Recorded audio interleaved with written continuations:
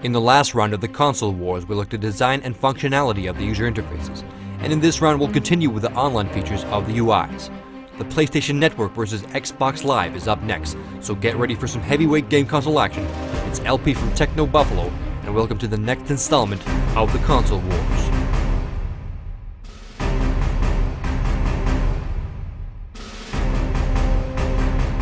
To start off this comparison, I thought I'd show you a clip of the Xbox Live's Get Connected advert, and pay specific attention to the music. Endless entertainment of Xbox Live. You can try games before you buy them. And extend your current... Yeah, if the music sounds familiar, that's because it's the theme song from PS3's exclusive hit, Little Big Planet. Interesting choice of music for the Xbox Live commercial. Both parties are responsible for copying and stealing the other's thunder, so hey, that's business. You can't invent the wheel for a second time. So, in the last round, the PS3 took a slight edge because from the standpoint of functionality, it's less clustered with content, and it's a more logically laid out interface that appeals to the offline single-player gamer in me. But, and this is a big but, and I don't mean figuratively, the online component of the interface, which we did not cover, is equally as important, if not even more important than just the basic functionality of the interface. So in this round, we'll be taking a look at the online services, how they're integrated into the interface, how well they're implemented into the gaming experience, and how well it all works. Let's start off this comparison with finance. I come from a PC gaming background. I played a lot of games online starting from the old Quake days. And the notion of paying for the opportunity to play with my friends at first is preposterous. Why would I want to pay for something I've done for years on my PC for free? While the PlayStation Network service is currently free, the Xbox Live Gold account will cost you up to $60 a year. So, what am I getting for my $60 a year? Well, I do get to play online with my friends, I can create a party and chat with my buddies online, I get some exclusive content like getting some game demos earlier, and I get a lot of interesting online services.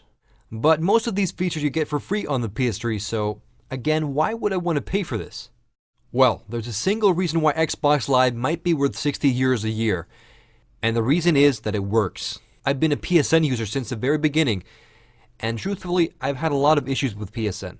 For example, the first 2 days of the launch of Modern Warfare 2, a lot of issues.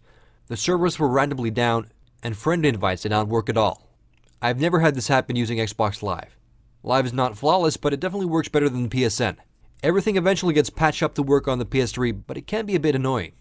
But a couple of weeks ago, I heard that Sony has recently hinted at a paid service coming this year to the PS3, giving somewhat similar exclusive access to content that you can expect on Xbox Live. An unconfirmed perk to the PSN Premium service will be free access to old PlayStation titles, which is actually a great idea. But if I have to start paying for the PSN Premium service, I expect it to work better. Don't get me wrong, the PSN works great most of the time, but there can be some random issues that I never experience on Xbox Live. However, an annoying thing about the Xbox Live service is that you pay for the subscription, but you have to pay for pretty much everything inside the service as well. There are some random themes and stuff that are free, but not much real content that you'd actually want in the first place. A negative for the UI is the fact that most icons on the interface lead to more paid content. And it almost seems like the consumer aspect supersedes the gamer aspect of the interface, which really affected the result of the previous round. Overall, while I'm not doing the happy dance for having to pay for the online service, I am willing to pay it if I get a guarantee of everything working. And up until now, the stability and lack of issues with Xbox Live service is starting to justify the price tag. But I'll leave the final determination to whether Xbox Live is worth your hard-earned bottle caps after we've covered all the features. I mentioned in the previous round that Xbox Live is quite seamlessly integrated into the new Xbox experience. In fact, without the features of Live, it wouldn't be much of an experience at all. Most of the NXE channels are directly integrated into Xbox Live. In the Spotlight channel, you find featured content. In the different tabs of the Spotlight channel, you find gaming-related news, interesting new features, and the most interesting new content found in the Xbox Live Marketplace. The Spotlight channel is the section that will be opened on default once you start up the Xbox 360. On the PlayStation 3 you have a keenly similar section, which is also the first thing you see when you fire up your PS3. In terms of featured content, it's pretty much the same as the Spotlight channel on the 360, with the exception of the PS3 having links to websites that launch the PS3's web browser, which I'll get to later in this comparison. While I enjoyed the speed and functionality of the PS3's cross-media bar, I would have liked to see some more integration to the online features. Most of the online features are basically icons that launch different applications rather than being integrated into the experience itself. The store icon launches the store application, and the home icon launches the PlayStation Home application, and so forth. While in the new Xbox experience, most of the online features work all as a part of the same interface. Okay, next we're going to be comparing the Xbox Live Marketplace to the PSN Store. I'm usually interested in game demos, and that's really the content I want to get to. And Xbox Live provides a nicely integrated route to the content. Browsing content in the Xbox Live Marketplace is fast, and the large box art icons really work well here. It couldn't be much simpler than this. While the PSN Store is a separate application with a more classical approach, it also works very well. It's fast and logical, and you can change the way to view content to suit your liking. Content-wise, the stores are quite similar. On both systems you find extra maps, classical games, arcade games, extras for games such as costumes for your characters, and on both systems you find a selection of original and creative content from independent developers. The content inside the stores differ a bit depending on the region, but both stores have great content and are easy to navigate.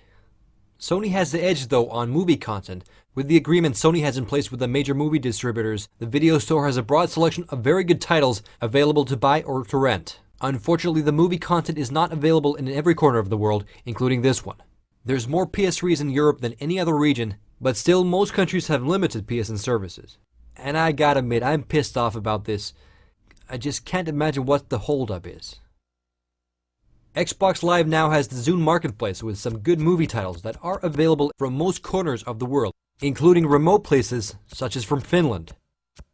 There are some pretty good titles in the Zune Marketplace, but I would like to see some more aggressive pricing. And speaking of pricing, one of the weak points of Xbox Live are Microsoft points, which act as the currency of Xbox Live.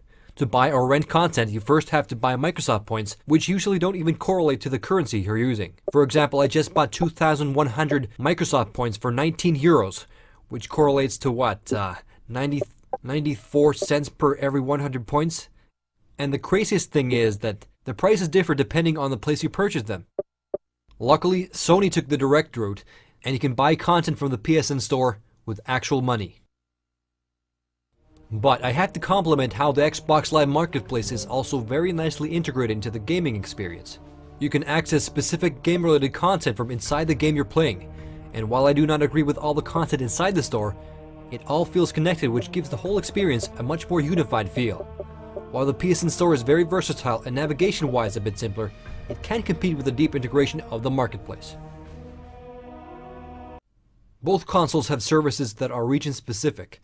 For example, both the Xbox 360 and PS3 have Netflix services that are only available in the United States. And for example, the VidZone service is available in Europe and the Pacific region. I can't cover the Netflix services because over here in Finland there's no such thing.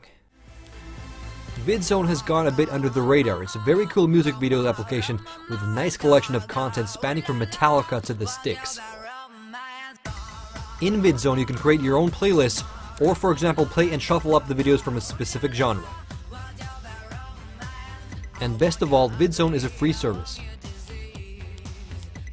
There actually is some VidZone content on the Xbox Live Marketplace as well, but there's no dedicated interface like on the PS3.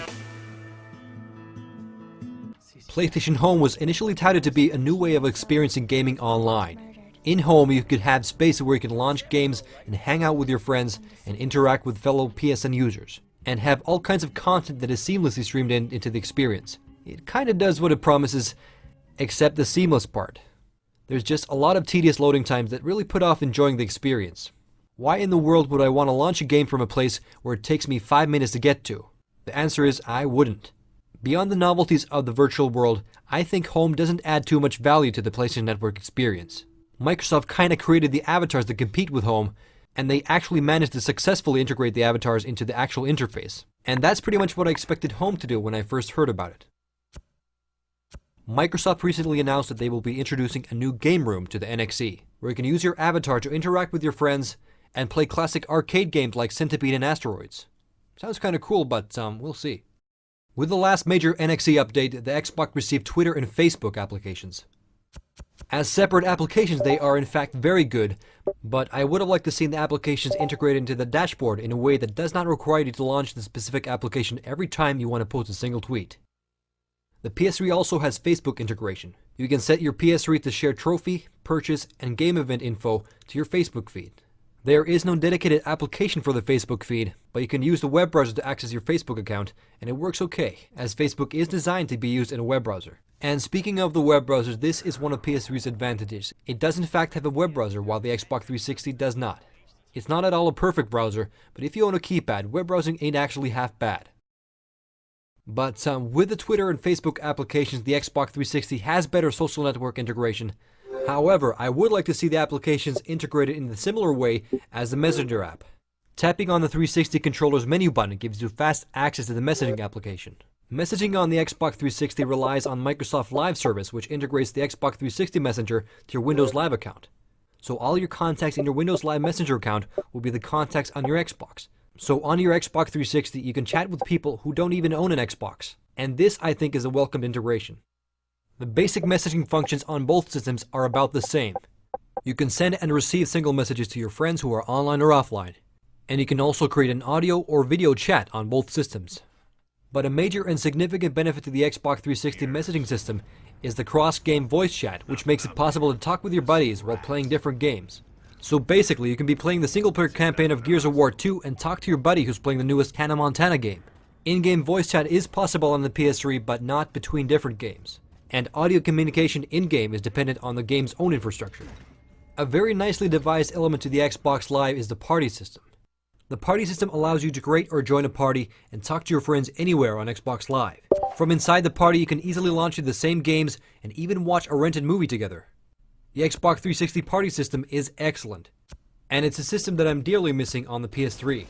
Because on the PS3 there isn't much that motivates you to stay connected with your buddies, while it seems Xbox Live is all about staying connected and interacting with your friends. And overall, I'd say that messaging and communication are superior on Xbox Live. Both consoles have an accomplishment tracking system that are linked to the online service. You can basically keep track of what games you played and compare your accomplishments against your buddies. You have trophies for the PS3 and achievements on Xbox 360. Trophies were introduced to the PS3 in July of 2008. Some games were updated with trophy support long after their release, so people who bought the PS3 and games early on got screwed. Sure, it would have been nice to get trophies from games like Warhawk, Uncharted, and GTA 4, but since I play the games pretty close to their launch dates, I got nothing. There are 4 different types of trophies: Bronze, Silver, Gold, and Platinum. Bronze being the easiest to achieve, while the Platinum trophy requires you to hunt down every trophy in the game. Every trophy increases your experience level, and the more valuable the trophy, the more experience you gain on the level system.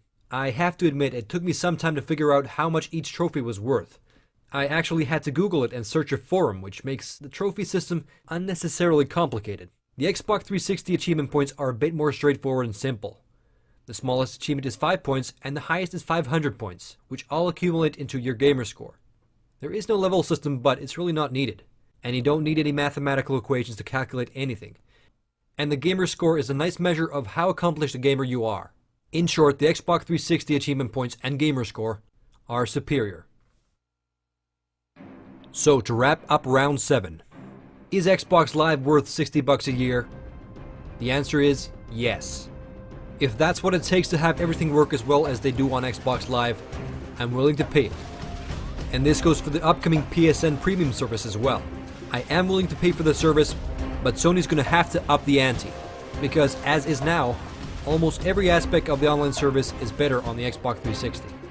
While I do prefer the cross-media bar as an offline gaming experience, taking into account the online components in all their complexity, I have to say that the new Xbox experience is overall a better, more thought-out interface with excellent online integration. But most importantly, Xbox Live works, and earns the Xbox 360 a point in this round, tying up this matchup. Stay tuned for the next round, where we'll be taking a look at the media playback features. And I have a feeling that Sony might have something up its sleeve for the next round. LP signing out.